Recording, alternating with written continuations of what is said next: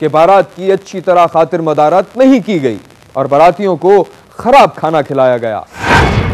गुजरावाला के इलाके नौशेरा वर्का से 3 किलोमीटर दूर फजीलत बीबी के भाई का वलीमा हो रहा था और उसी रोज फजीलत बीबी का निकाह और रुखसती भी हो रही थी। उनकी शादी जुल्फिकार से हुई थी।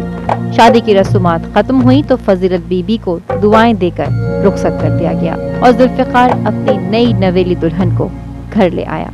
शादी के दूसरे रोज फजीलत बीबी के चेहरे पर खुशी के कोई आसार नहीं थे और उनका शौहर भी बुझा बुझा सा था।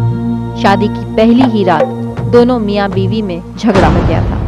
फजीलत के शौहर को शिकायत थी कि बारातियों को खराब खाना दिया गया था और बारात का अच्छी तरह इस्तकबाल नहीं किया गया था। शादी के दूसरे दिन नंद ने अपनी भाभी को जहेज न लाने के ताने दिए।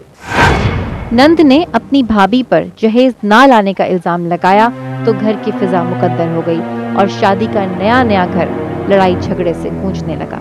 फजीलत बीबी से भी ना रहा गया और उसने भी अपने शौहर और नंद को खरी खरी सुना दी। इस वाक़े के बाद फजीलत बीबी की समझ में नहीं आ रहा था कि वो क्या करे। उसने जैसे तैसे कुछ दिन तो ससुराल में गुजारे मगर सूरत हाल नाकाबिले बर्दाश्त होती जा रही थी। इस दौरान मुबैना तौर पर फजीलत बीबी को मारने पीटने की भी इत्तलात मिलती रही।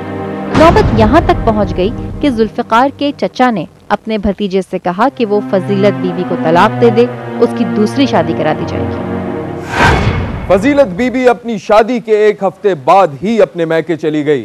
क्या फजीलत बीबी ने अपने शौहर से तलाक ले ली या शौहर उसे मनाकर वापस ले आया?